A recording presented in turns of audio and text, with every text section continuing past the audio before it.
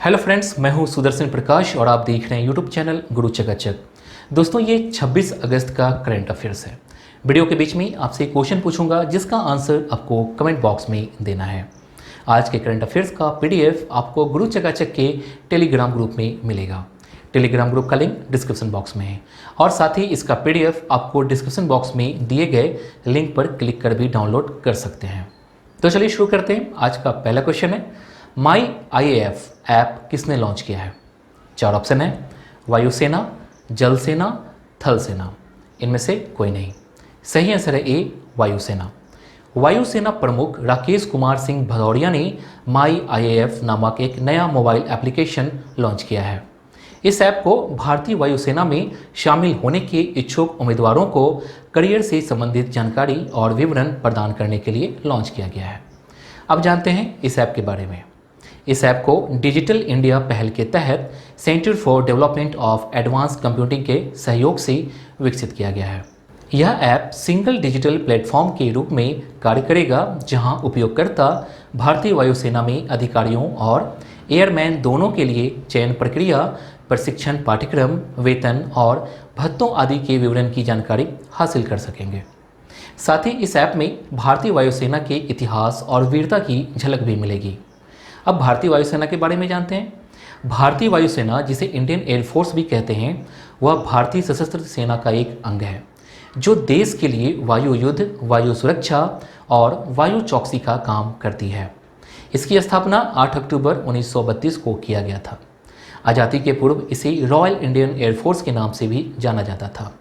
आज़ादी के पश्चात इसमें से रॉयल शब्द को हटाकर इंडियन एयरफोर्स कर दिया गया।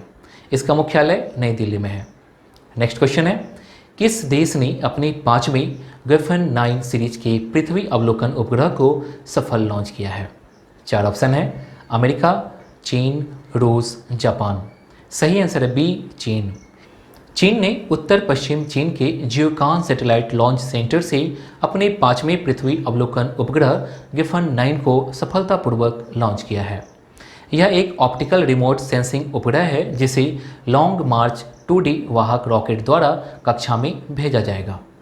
यह लॉन्च मार्च रॉकेट चीन का 2020 में 23वां और सीरीज का 343वां मिशन है। अब गुफेन 9-5 के बारे में जानते हैं। गुफेन 9-5 एक ऑप्टिकल रिमोट सेंसिंग उपग्रह है जिसे एरोस्पेस डोंगफोंग सैटेलाइट कंपनी लिमिटेड द्वारा विकसित किया गया है। यह China academy of space technology का हिस्सा है। इस उपग्रह का उपयोग मुख्य रूप से भूमि सर्वेक्षण, शहर नियोजन, सड़क नेटवर्क डिजाइन, फसल उपज अनुमान और आपदा रोकथाम जानकारी प्रदान करने के लिए किया जाएगा। अब गुफन उपग्रह के बारे में जानते हैं। साल 2010 में गुफन उपग्रहों की श्रृंखला चीन के उच्च रिजोल्यूशन अर्थ ऑब्जर्वेशन सिस्टम का मुख्य हिस्सा है, जो ऑप्टिकल और सिंथेटिक एपर्चर रडार उपग्रहों के साथ हर दिन हर मौसम का कवरेज प्रदान करता है। चीन की राजधानी बीजिंग में है। यहाँ की मुद्रा रेन मिनबी है। यहाँ के राष्ट्रपति हैं सी जिनपिंग। नेक्स्ट क्वेश्चन है, ज्वेलर्स का पंजीकरण और नवीनीकरण की ऑनलाइन प्रणाली किसके द्वारा शुरू किया गया है? 4 ऑप्शन है, रामविलास पासवान, सुरेश प्रभु, प्रकाश जावड़ेकर, अर्जुन मुंडा। सही आंसर है ए, रामविलास पासवान। केंद्रीय उपभोक्ता मामले, खाद्य और सार्वजनिक वितरण मंत्री रामविलास पासवान द्वारा ज्वेलर्स के पंजीकरण और नवीनीकरण यानी registration and renewal of jewellers की एक ऑनलाइन प्रणाली को वर्चुअली शुरू किया गया है। इसके साथ ही अरोइंग और हॉल मार्किंग केंद्रों की मान्यता और नवीनीकरण की ऑनलाइन प्रणाली भी शुरू की गई है। इन प्रणालियों से ज्वेलर्स और उद्यमियों के लिए कारोबार करने में आसानी होगी। 1 जून 2021 से कीमती धातुओं की हॉल मार्किंग अनिवार्य हो जाएगी। जो ज्वेलर्स लाइसेंस प्राप्त करना चाहते हैं वे ऑनलाइन आवेदन कर सकते हैं और इस ऑनलाइन पोर्टल के माध्यम से फीस सहित आवश्यक दस्तावेज जमा कर सकते हैं। ये पोर्टल उपभोक्ताओं को शुद्धता के साथ साथ सिद्ध गुणवत्ता के सोने के आभूषणों की उपलब्धता सुनिश्चित करेंगे। नेक्स्ट क्वेश्चन है, गैस्ट्रिक कैंसर बुक का विमोचन किसने किया है? 4 ऑप्शन है, गजेंद्र सिंह, डॉक्टर हर्षवर्धन, एस जयशंकर, जितेंद्र सिंह। सही आंसर है डी, जितेंद्र सिंह। केंद्रीय मंत्री जितेंद्र सिंह ने कैंसर पर आधारित गैस्ट्रिक कैंसर शीर्षक पुस्तक का विमोचन किया है। इस पुस्तक को डॉक्टर अशोक के वैद्य द्वारा संपादित किया गया है। इस पुस्तक को ऑन्कोलॉजी पर आधारित 3 दिवसीय वर्चुअली सम्मेलन के दौरान एक विशेष सत्र के दौरान लॉन्च किया गया। अशोक के वैद्य एक प्रसिद्ध चिकित्सक हैं और जिन्हें चिकित्सा के क्षेत्र में उत्कृष्ट कार्य के लिए 2009 में पद्मश्री से सम्मानित किया गया था। दोस्तों, वीडियो अच्छा लग रहा है तो वीडियो को लाइक कीजिए और अपने दोस्तों के साथ ये वीडियो व्हाट्सएप पे शेयर जरूर कीजिए। चलिए नेक्स्ट क्वेश्चन पे चलते हैं। भारत के किस राज्य में सबसे लंबी नदी रोपवे का उद्घाटन किया गया है? 4 ऑप्शन है, उत्तर प्रदेश, असम, बिहार, केरल। सही आंसर है बी, असम। असम में भारत के सबसे लंबे नदी रोपवे का उद्घाटन किया गया है। यह रोपवे 1.8 किलोमीटर लंबा और यह ब्रह्मपुत्र नदी पर गुवाहाटी तथा उत्तरी गुवाहाटी को आपस में जोड़ता है।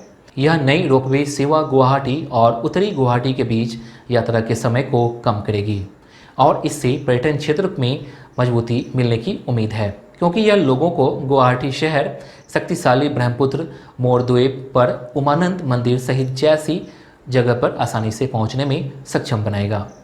अब जानते हैं रोपवे क्या होता है। रोपवे एक प्रकार का नौसैनिक उठाने वाला उपकरण है जिसका उपयोग नदियों और नालों के पार प्रकाश भंडार और उपकरणों के परिवहन के लिए किया जाता है। इसमें एक जैकस्टी शामिल है जो 2 किनारों या गायनों के बीच में एक है, जिसके दोनों छोर पर एक ब्लॉक और निलंबन निलंबित है जो रस्सी के साथ यात्रा करने के लिए स्वतंत्र है और पीछे की ओर झुका हुआ है। अब असम के बारे में जानते हैं। असम उत्तर पूर्वी भारत में एक राज्य है। इस राज्य के उत्तर में अरुणाचल प्रदेश, पूर्व में नागालैंड तथा मणिपुर, दक्षिण में मिजोरम तथा मेघालय एवं पश्चिम में बांग्लादेश है। इसकी राजधानी दिसपुर है। यहाँ के मुख्यमंत्री सर्बानंद सोनोवाल हैं और राज्यपाल हैं जगदीश मुखी। दोस्तों, आज के क्वेश्चन का आंसर आपको कमेंट बॉक्स में देना है। क्वेश्चन है, राज्यसभा के सदस्यों का कार्यकाल कितने वर्षों का होता है? क्वेश्चन है, राज्यसभा के सदस्यों का कार्यकाल कितने वर्षों का होता है? 4 ऑप्शन है, 4 वर्ष, 5 वर्ष, 6 वर्ष, 7 वर्ष। इनमें से एक ऑप्शन सही है। इसका आंसर आपको कमेंट बॉक्स में देना है। नेक्स्ट क्वेश्चन, इंडिया पवेलियन का उद्घाटन किस देश में किया गया है? 4 ऑप्शन है, अमेरिका, जापान, रूस, इजराइल। सही आंसर है सी, रूस। रूस के मॉस्को में army 2020 international military and technical forum में इंडिया पवेलियन का उद्घाटन किया गया है। इसका उद्घाटन रक्षा उत्पादन सचिव राजकुमार और भारतीय राजदूत DV वेंकटेश वर्मा द्वारा किया गया है। फोरम वैश्विक सैन्य अधिकारियों, शोधकर्ताओं, सैन्य उपकरणों के डिजाइन, निर्माण और संचालन में 3D प्रौद्योगिकियों के अनुप्रयोग के बारे में विचार विमर्श किया जाएगा। इस फोरम का आयोजन रूसी रक्षा मंत्रालय द्वारा 23 से 29 अगस्त को मॉस्को के पास पैट्रियट पार्क में किया जा रहा है। आइए अब रूस के बारे में जानते हैं। रूस पूर्वी यूरोप और उत्तर एशिया में स्थित एक विशाल आकार वाला देश है। यह क्षेत्रफल में विश्व का सबसे बड़ा देश है। इसकी राजधानी मॉस्को है। इसकी मुख्य और राजभाषा रूसी है।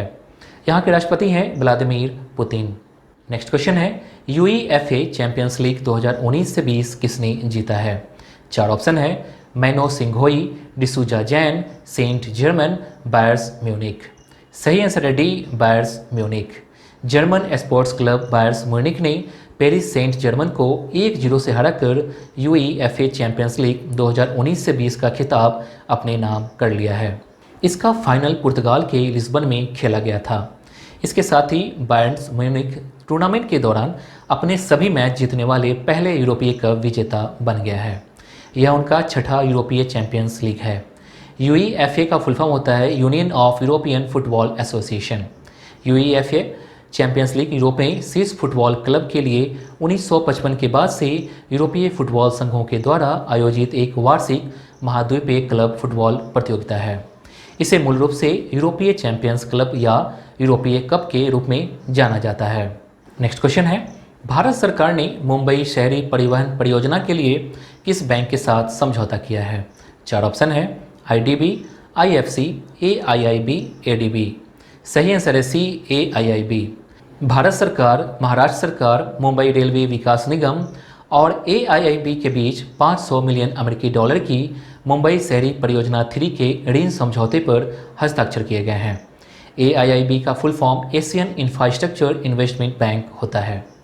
इस परियोजना का उद्देश्य मुंबई में उपनगरीय रेलवे प्रणाली की नेटवर्क क्षमता, सेवा की गुणवत्ता और सुरक्षा में सुधार करना है। इसके साथ ही यात्रियों के यात्रा समय और जानलेवा दुर्घटनाओं में कमी आने की उम्मीद है। अब AIIB के बारे में जानते हैं। AIIB के अध्यक्ष जीन लिकुन हैं और इसका मुख्यालय बीजिंग, चीन में है। इसकी स्थापना 16 जनवरी 2016 को किया गया था। नेक्स्ट क्वेश्चन है, किस देश के ऑलराउंडर कैमरन व्हाइट ने क्रिकेट से संन्यास का ऐलान किया है? 4 ऑप्शन है, ऑस्ट्रेलिया, न्यूजीलैंड, श्रीलंका, बांग्लादेश। सही आंसर है ए, ऑस्ट्रेलिया। ऑस्ट्रेलियाई ऑलराउंडर कैमरन व्हाइट ने क्रिकेट के सभी फॉर्मेट से संन्यास लेने की घोषणा की है। उन्होंने ऑस्ट्रेलिया के लिए 4 टेस्ट मैच, 91 वनडे इंटरनेशनल और 47 T20 इंटरनेशनल मैच खेले हैं। इसके अलावा उन्होंने 7 अंतर्राष्ट्रीय मैचों में ऑस्ट्रेलियाई सीमित ओवरों की टीम का भी नेतृत्व किया है।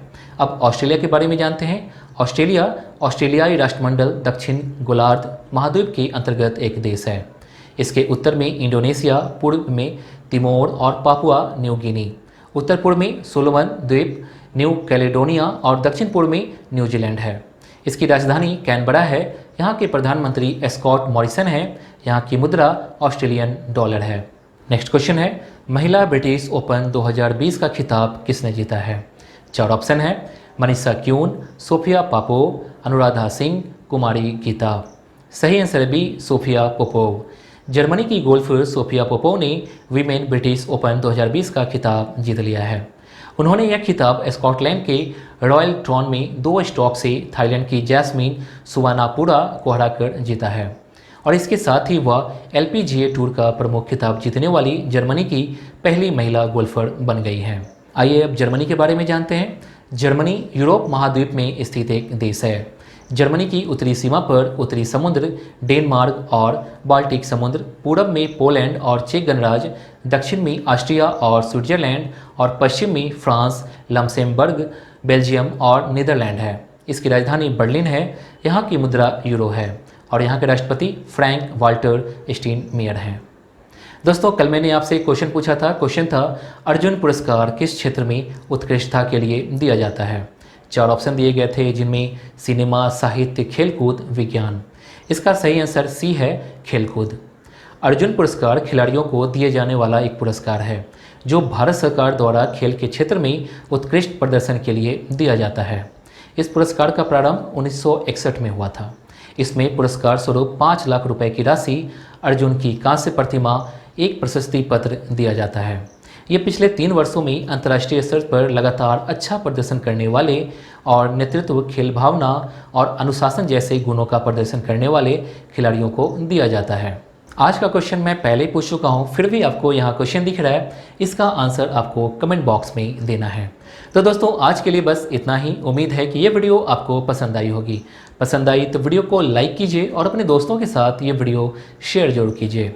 अगर आपने अभी तक इस चैनल को सब्सक्राइब नहीं किया है तो प्लीज़ कर लीजिए। साथ ही बेल आइकन पर प्रेस कर लीजिए ताकि नए वीडियो की नोटिफिकेशन सबसे पहले आपको मिल सके। Thank you.